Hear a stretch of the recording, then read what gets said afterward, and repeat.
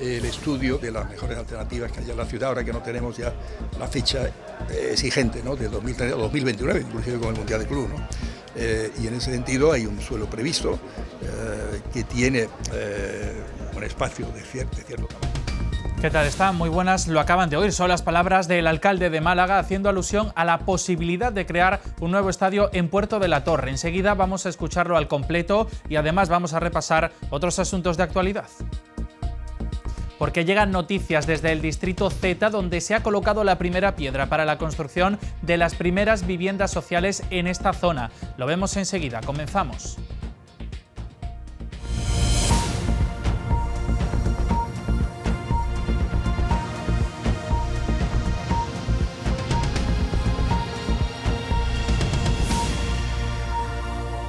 Sigue dando que hablar la renuncia de Málaga al Mundial 2030 y el debate abierto sobre un nuevo estadio de la ciudad. La posibilidad de crear una gran instalación deportiva en Puerto de la Torre no se ve con malos ojos por parte del ayuntamiento, aunque eso sí, el alcalde asegura que estudiarán también otras alternativas.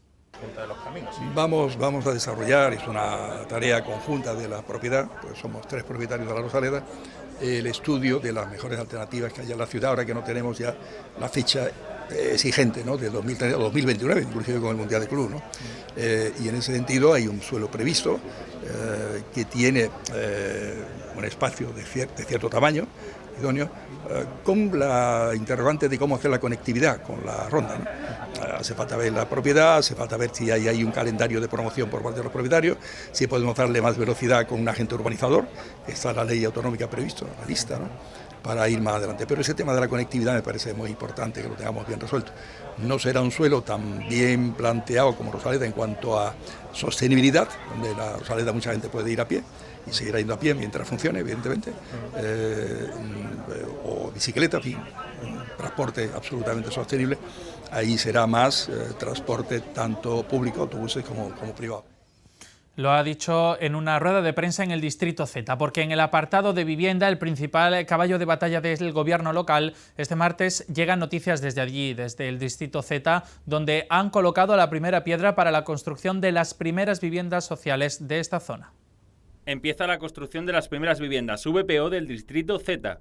Este martes se ha procedido a la colocación de la primera piedra en el sector Sánchez Blanca. Este proyecto será la primera promoción de viviendas protegidas que se inicie en este ámbito, en el que la empresa Vinpica dispone de otras 4 parcelas más para la construcción de hasta 411 VPO. Distrito Z entero, que es promoción de VPO y luego la promoción libre. En total aquí va a haber 3.400 viviendas en total. Será también un mar de grúas dentro de poco, más grúas inclusive que en Subte 8. La promoción, denominada Residencial Orión, consta de 111 viviendas de 1, 2, 3 y 4 dormitorios, mismo número de aparcamientos y de trasteros y viviendas para personas con movilidad reducida. El Ayuntamiento de Málaga promoverá en este sector, a través de la colaboración público-privada, otras 606 nuevas viviendas protegidas. Y mucha precaución tienen que tener estos días al volante todos los conductores para llegar sanos y salvos al lugar de vacaciones. Pero especial atención a los conductores malagueños. 4 de los radares que más multas ponen en todo el país están en nuestra ciudad. Málaga tiene el dudoso honor de reunir 4 de los 10 radares con más denuncias de España. No solo acumula los 4 más sancionadores, sino que también uno de ellos es el segundo que más multas acumula en todo el país. Son datos de un estudio realizado por la Organización de Defensa de los Conductores Automovilistas Europeos Asociados. El segundo que más multó en España se encuentra en la A7, en Rincón de la Victoria, a la altura de Benagalbón. Este único radar de la autovía del Mediterráneo ha reunido un total de 67.500 denuncias. Otro de los más multones se encuentra en la A45 en Las Pedrizas, a la altura de Casa Bermeja. Se lleva el 5º puesto de España en recaudación con un total de 49.378 vehículos cazados en el año 2024. En Málaga capital hay otro radar que también pilla todos los años a muchos infractores. Así, en 9ª posición del ranking a nivel nacional, en la MA20, en concreto en el punto kilométrico 10, un total de 33.000 vehículos fueron cazados. En total, entre los 5 radares que más vehículos interceptaron, son casi 200.000 denuncias acumuladas en Málaga en 2024. Efectivos de la Policía Local de Málaga, en coordinación con el Servicio Marítimo y la Patrulla Fiscal y de Fronteras de la Guardia Civil, han activado este julio el dispositivo Litoral, un operativo de control de motos acuáticas y embarcaciones de recreo destinado a proteger la integridad de los bañistas y usuarios, que se pone en marcha por cuarto año consecutivo. La actuación se centra en detectar comportamientos incorrectos o negligentes e infracciones, además de vigilar el cumplimiento de la normativa en la zona de baños, varaderos y acceso a las playas, que en este 2025 pone especial atención en que se cumpla la nueva prohibición de que las motos de agua naveguen a menos de 400 metros de la costa.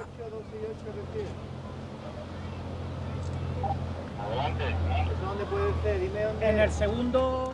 Y en otro orden de cosas, entre el desconcierto de los turistas y la devoción de los malagueños, el puerto de Málaga ha reinaugurado de manera oficial la antigua capilla dedicada a la Virgen del Carmen, patrona del mar y de los marineros, como víspera de la celebración de su festividad. Vuelve la devoción en pleno corazón de la ciudad por la Reina de los Mares, que este 16 de julio vuelve a hacer que la devoción aflore por toda la Costa del Sol. La nueva ermita, ubicada en el corazón del Muelle 1, ha sido bendecida por el obispo de Málaga, Jesús Catalá, en una ceremonia que ha contado con la presencia de autoridades portuarias, representantes de la Junta de Andalucía, el alcalde de Málaga, marineros y numerosos fieles que acudieron para rendir homenaje a la Virgen del Carmen, que este 16 de julio celebra su festividad.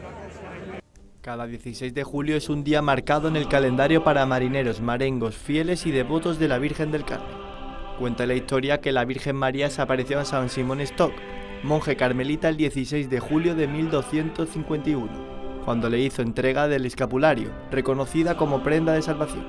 Desde entonces, y tras el nombramiento del patronazgo de la Virgen del Carmen sobre la marinera española y especial protectora de marineros y pescadores, las localidades costeras y otras que no lo son vienen celebrando este día tan especial.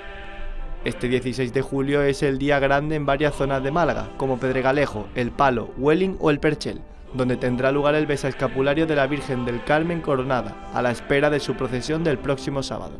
En la provincia, las procesiones de la Reina de los Mares se multiplican desde Nerja hasta Manilva, pasando por municipios con especial devoción a la Virgen del Carmen, como Torremolinos, Fuengirola o Benalmádena. Más información. Siguen las críticas al acuerdo de financiación entre el Gobierno de España y Cataluña. El presidente andaluz, Juanma Moreno, es uno de los que más se ha mostrado críticos con el Ejecutivo por ceder a las peticiones de los partidos independentistas catalanes, porque recordemos que esta financiación singular llega como una petición de Esquerra Republicana a cambio de apoyar a Salvador Illa para que fuese presidente de la Generalitat. El presidente de la Junta de Andalucía, Juanma Moreno, vuelve a arremeter contra el Ejecutivo Central por el acuerdo de financiación con Cataluña. Le pregunta directamente a Pedro Sánchez si quiere un país desigual en el que se beneficia a las comunidades más prósperas en detrimento de las que tienen menos recursos. Financiación singular. ¿Singular qué es? Es salirte de lo común. Y cuando tú te sales de lo común, es que tú quieres comer en una mesa aparte y no quieres estar con el resto de invitados. Por tanto, que no nos cuenten ningún tipo de milonga. Denunciaba Moreno Bonilla que este acuerdo, que el gobierno pretende hacer extensible a otras autonomías, se haya cerrado de manera bilateral, como si fueran, dice, dos estados diferentes. Además, el presidente andaluz hacía un llamamiento a la ministra de Hacienda, María Jesús Montero. Por cierto, con una ausencia destacada. Se está hablando de financiación, se está hablando de Hacienda. ¿Dónde está la ministra de Hacienda? Porque si es la vicepresidenta primero y es la ministra de Hacienda, le correspondería a ella estar sentada en esa mesa. Justamente este lunes la Junta ha enviado una carta a Montero señalando que solo piden una financiación justa para Andalucía, que, según denunciaba el presidente andaluz, está infrafinanciada y no se le permite avanzar. En un intento de buscar soluciones, Moreno ha anunciado que buscará una alianza con los presidentes socialistas de Castilla-La Mancha y Asturias, Emiliano García Paje y Adrián Barbón, también críticos con el acuerdo. Desde el gobierno manchego dicen que están abiertos a cualquier contacto, pero que no participarán en un frente común contra el gobierno central. Y en medio de esta guerra abierta entre el Gobierno y las comunidades autónomas por la financiación, Pedro Sánchez se reúne con el lehendakari vasco Imanol Pradales para negociar un primer traspaso de competencias a la comunidad en materia de seguridad social. Un tema algo conflictivo, pero que desde el Gobierno del País Vasco insisten en que no consiste en romper la caja única y que, por tanto, no hay motivos para perder la calma.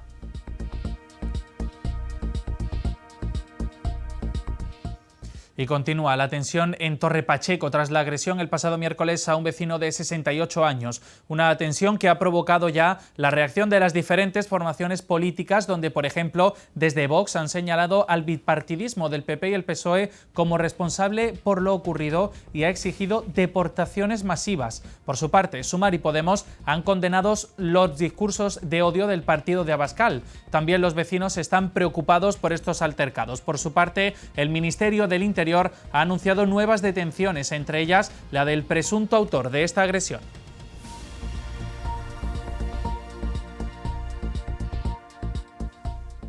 Donostia San Sebastián, en funciones de guardia, ha acordado el ingreso en prisión provisional y sin fianza del joven detenido ayer en Rentería, sobre el que pesaba una orden de arresto por su presunta relación con la agresión a un vecino de 68 años en Torre Pacheco. Según han informado fuentes del Tribunal Superior de Justicia del País Vasco, al detenido, de 19 años de edad, se le imputa la posible comisión de un delito de lesiones. Fue detenido en la noche de este lunes por la Ertzaintza después de que la Guardia Civil lo identificase e informara a todas las fuerzas de seguridad de que había salido de la localidad murciana. Y precisamente Vox ha sacado a relucir este martes un servicio que ofrece el Ayuntamiento de Torremolinos, en Málaga, gobernado por el Partido Popular. Su portavoz nacional, Pepa Millán, acusa al Partido Popular de querer blanquear la inmigración ilegal y lo ejemplifica con el asesoramiento jurídico que en Torremolinos ofrecen a los extranjeros en servicios que ya llevan casi un año en funcionamiento. El Ayuntamiento de Torremolinos ofrece asesoramiento jurídico a extranjeros desde julio del 2024, un servicio que está en auge ya que en este primer semestre de 2025 las consultas individualizadas han aumentado en un 27%, en su mayoría para saber los requisitos necesarios para obtener la nacionalidad por residencia. Este aumento de consultas es algo que el consistorio celebra positivamente, a pesar de que este martes la Dirección Nacional de Vox lo haya sacado a relucir argumentando que es una estrategia del Partido Popular, que son quienes gobiernan en Torremolinos para blanquear la inmigración ilegal. Es que resulta que tenemos ayuntamientos, como por ejemplo el de Torremolinos, gobernado por el Partido Popular, que está ofreciendo asesoramiento jurídico a inmigrantes ilegales para facilitar la regularización. Es decir, las ayudas sociales que deberían ir a los españoles se las están destinando a quienes entran en nuestro país ya cometiendo un delito. La situación es límite. El partido de Abascal, que hace unas semanas anunciaba su compromiso de expulsar a inmigrantes ilegales o legales no integrados en España si alguna vez llegaban al gobierno, saca a relucir este servicio a raíz de los disturbios en Torre Pacheco, donde se ha desatado una oleada de ataques racistas a raíz de la agresión a un jubilado por parte de varios ciudadanos marroquíes. Según informa el Ayuntamiento de Torremolinos, los extranjeros que más solicitan este asesoramiento jurídico son colombianos y argentinos, con 90 y 70 consultas respectivamente, y ya en tercer lugar, con 22 consultas, marroquíes. El Tribunal Supremo ha fijado para el próximo 22 de julio una vista para estudiar el recurso presentado por el exsecretario de Organización del Partido Socialista, Santos Cerdán, contra la decisión del instructor del caso Koldo de enviarle a prisión provisional por presuntos delitos de organización criminal, tráfico de influencias y cohecho. De esta forma, los magistrados acceden a lo solicitado por la defensa en su recurso de apelación, donde denunciaban que es víctima de una causa general.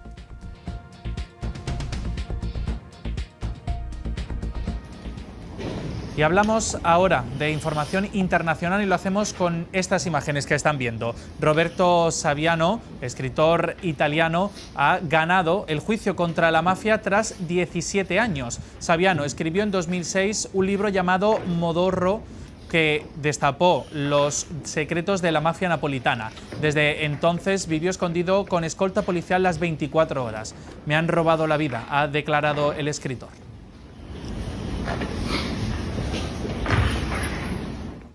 Y el presidente de Estados Unidos, Donald Trump, ha anunciado este lunes que impondrá a Rusia aranceles secundarios del 100% en un plazo de 50 días si para entonces no alcanza un acuerdo con Ucrania para el inicio de un alto el fuego y un proceso de paz para poner fin a la guerra. El presidente Donald Trump ha anunciado este lunes que impondrá aranceles secundarios del 100% a Rusia y sus socios comerciales en un plazo de 50 días si no llega a un acuerdo de alto el fuego con Ucrania y comienza un proceso de paz. En un encuentro con los medios, Donald Trump, acompañado por el secretario general de la OTAN, Mark Rutte, ha mostrado su descontento con su homólogo ruso ante la falta de avances. El anuncio de Trump no tiene nada que ver con las propuestas bipartidistas que están siendo analizadas por el Congreso de los Estados Unidos, que proponen hasta el 500% de aranceles con el resto de los países, declaraba Donald Trump. Y en otro orden de cosas, este 15 de julio se han cumplido 25 años del asesinato del concejal del PP malagueño José María Martín Carpena. El consistorio ha acogido esta tarde un acto en homenaje a la única víctima de ETA en la ciudad. Este 15 de julio de 2025 se cumplen exactamente 25 años del asesinato de José María Martín Carpena, el concejal del Partido Popular en el Ayuntamiento de Málaga, que fue abatido a tiros por la banda terrorista ETA cuando se dirigía a pronunciar un pregón en las fiestas de la Virgen del Carmen. Una muerte que marcó un antes y un después en la historia reciente de la ciudad y que sigue removiendo gracias a que la memoria colectiva está intacta. El asesinato supuso un shock para una ciudad que, aunque había sufrido anteriormente la violencia etarra a través de sus fuerzas de seguridad destinadas en otras provincias, nunca había vivido un atentado mortal en su propio territorio. Martín Carpena se convirtió así en la primera y única víctima mortal de ETA en suelo malagueño. La muerte de Martín Carpena generó una respuesta ciudadana sin precedentes en la historia de Málaga. Miles de personas acudieron a la capilla ardiente instalada en el Salón de los Espejos del Ayuntamiento y posteriormente al funeral celebrado en la Catedral, al que asistieron las más altas autoridades del Estado, incluido el entonces presidente José María Aznar. Según las crónicas de la época, cerca de 300.000 personas, una cifra extraordinaria para una ciudad que entonces tenía poco más de medio millón de habitantes, se congregaron para mostrar su rechazo a la violencia y su solidaridad con la familia del concejal asesinado. Llevan meses en huelga indefinida, con paros cada fin de semana y denuncian que han sido excluidos de un servicio esencial que llevan años sosteniendo. Hablamos de los trabajadores del 112 en Andalucía, que acusan a la Junta de dejarlos fuera de la nueva Agencia de Emergencias. Los trabajadores del Servicio de Emergencias 112 Andalucía siguen en huelga indefinida. La Junta de Andalucía ha desaprovechado una ocasión única con la creación de la nueva Agencia de Emergencia, la conocida como EMA, y nos ha dejado fuera al personal del 112. La Junta ha decidido dejar fuera a la mayoría del personal, pese a las recomendaciones favorables del Consejo Económico y Social de Andalucía. El resto, 469 trabajadores, siguen subcontratados. De momento seguimos con los paros indefinidos y ahora mismo es de una hora. Puede ser que si esto se queda como está, paralizado porque los compañeros y compañeras decidan ampliarlo, que sean turnos completos y posiblemente en septiembre volvamos a salir a las calles. El gobierno andaluz mantiene el modelo de externalización, dejando en manos de una empresa privada un servicio esencial. Y cada vez son más las personas que optan a vivir en régimen de alquiler, aunque las condiciones del mercado no lo ponen fácil. En Andalucía aumenta la presión y el precio, especialmente en Málaga y Sevilla. Ya son más de un 20% los hogares en toda España que se encuentran en régimen de alquiler, pero según aumenta esta modalidad, también lo hacen los desequilibrios. Es la advertencia del Observatorio del Alquiler, que ha publicado un barómetro en el que se refleja la alta presión a la que está sometida una vivienda en los 10 primeros días de salir al mercado. La media andaluza se sitúa en 50 personas interesadas por cada vivienda, por encima de las 15, que sería una presión equilibrada. Málaga y Sevilla superan la media andaluza con 86 y 68 personas. Solo Jaén está en una situación de equilibrio con una media de 13. Si la presión es alta, el precio no se queda atrás. En Andalucía no ha dejado de subir desde 2021, cuando se pagaba de media 633 euros hasta llegar a los 932 a día de hoy. La provincia más cara es Málaga, con 1.727 euros, muy influenciada por el alquiler vacacional. La más barata, Jaén, con 571 euros. El Observatorio del Alquiler prevé que la presión seguirá al alza y que el mercado estará influenciado por la incertidumbre y el descenso de las viviendas de alquiler ofertadas.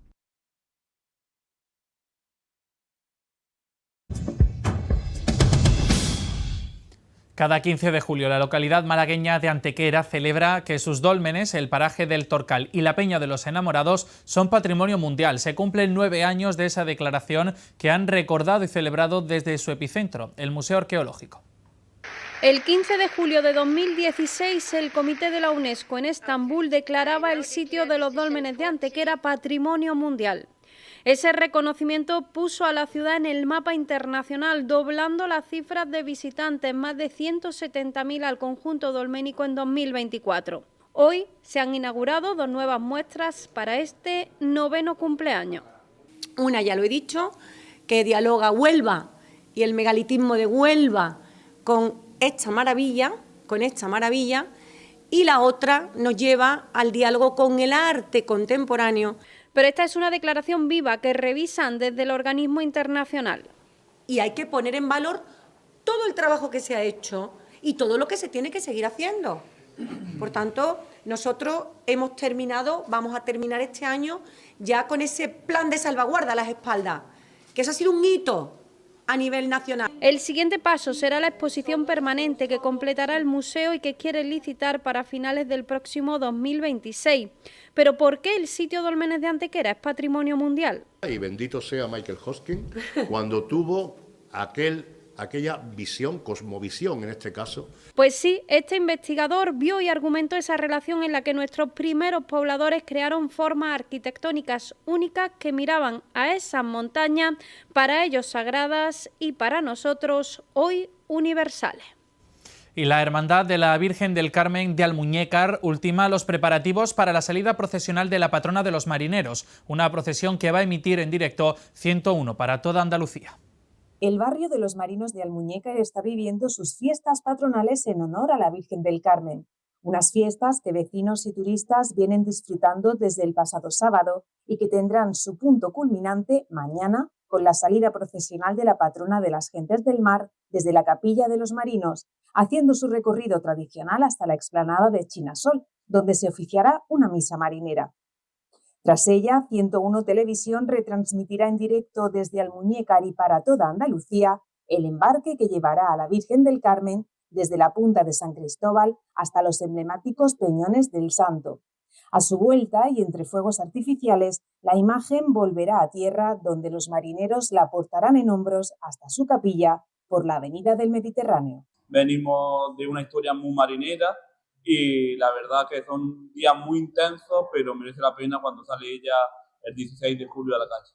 Invito a la gente que vea este directo porque a la Virgen se le baila, se le canta, se le recita poesía y el enmarque, por ejemplo, de la Virgen es verdad que es un momento maravilloso. Y concluye el ciclo de concursos Talento Flamenco 2025 de la Fundación Cristina Eren con sus finales de cante, guitarra y baile. El joven bailaor Jairo Vega se ha hecho con el primer premio del concurso Manolo Soler. Ante un jurado compuesto por reconocidas figuras del ámbito flamenco y un público entregado, Jairo Vega se alzó con el primer premio de la final de baile Manolo Soler. El segundo premio fue para la bailaora María Macías.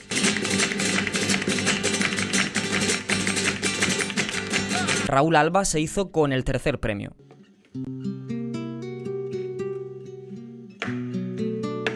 Además de los premios, se concedieron becas a Luz María Garan, María Macías, Jairo Vega y Raúl Alba. Será Luz María quien tendrá la oportunidad de formarse en el Ballet Flamenco de Andalucía como reconocimiento a su potencial artístico y trayectoria profesional. Con este ciclo de concursos, la Fundación Cristina Eren apuesta por descubrir, impulsar y promocionar a las jóvenes promesas del arte flamenco.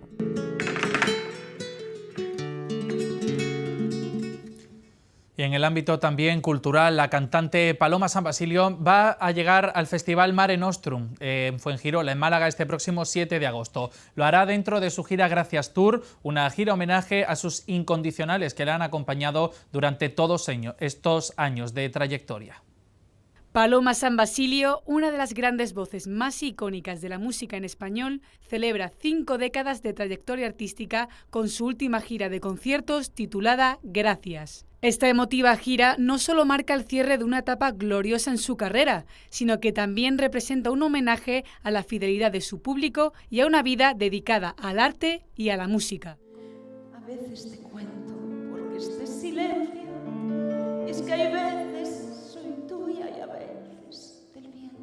El próximo 7 de agosto la cantante actuará en Málaga, en el Mare Nostrum Fuengirola, dentro de su gira de despedida. Con su inconfundible voz y una elegancia que ha trascendido generaciones, Paloma San Basilio se despide de los escenarios después de 50 años de éxitos, reconocimientos y momentos inolvidables.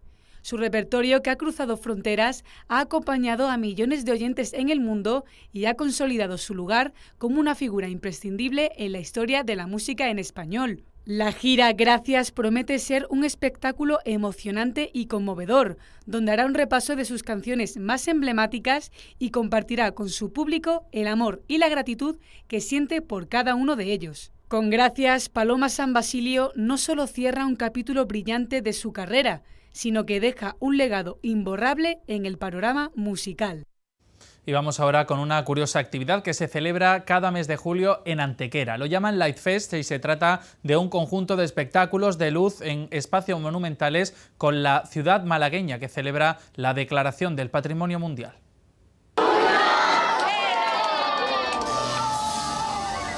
De nuevo en Antequera se hizo la luz. Tras este intenso fin de semana toca repasar cómo ha sido el ALF 2025 en datos. 40.000 los visitantes en solo 2 días, viernes y sábado, que han disfrutado de este festival. 6, concretamente, los espacios emblemáticos de la ciudad transformados con espectáculos de luz y sonido. Y 200.000 las luces empleadas en un gran despliegue técnico. Son cifras que hablan de la consolidación de un festival en el que Antequera celebra que es Patrimonio Mundial. Un festival de luz, de sonido y de color que se ha convertido en el principal festival de luz, color y sonido del sur de España, segundo, y a nivel nacional. Un ALF que es la antesala de ese 10º aniversario de la primera década de Antequera como sitio patrimonio de la humanidad. Sin duda un escaparate lleno de luz que ofrece Antequera al mundo. Sí, fue aquí donde... Segurestil, especialistas en puertas de seguridad, y Acorazadas patrocina este espacio.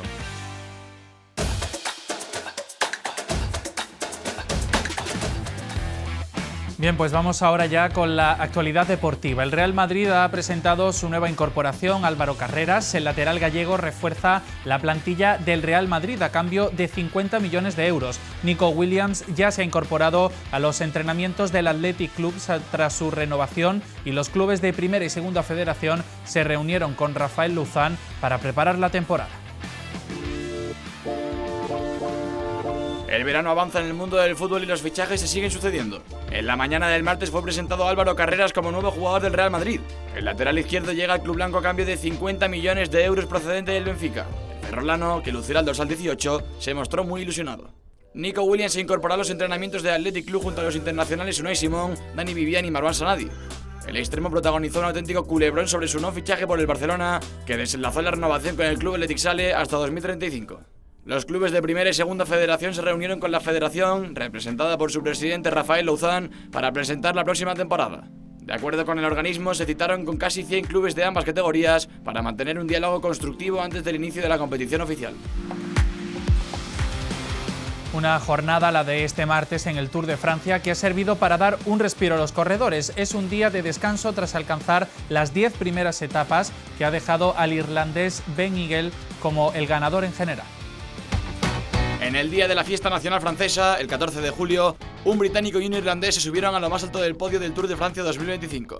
No existieron cambios drásticos que pudiesen poner en peligro la carrera para Tadej Pogačar o Jonas Vingegaard, pero la etapa maratoniana por el macizo central ha ofrecido un gran espectáculo. Después de 165 kilómetros entre Ensat y Le Mont-d'Orpuy-de-Sancy, el flamante vencedor del Giro de Italia, Simon Yates, se ha llevado el triunfo. Mucha culpa de ello la ha tenido otro corredor de las Islas Británicas, Ben Healy. Vencedor ya de una etapa en esta 112ª edición, el irlandés aventaja a Pogačar en más de los casi 4 minutos que arrastraba de desventaja. Tercer puesto para Yates y nuevo líder con 29 segundos sobre Pogačar. Nos quedamos sin tiempo para más, pero antes de despedirnos les contamos que los hermanos Cadaval, Jorge y César, los Morancos, llegan a Ronda el próximo 15 de agosto para presentar su nuevo show renovado Vis a Vis. Con ellos se quedan. Gracias por acompañarnos un día más.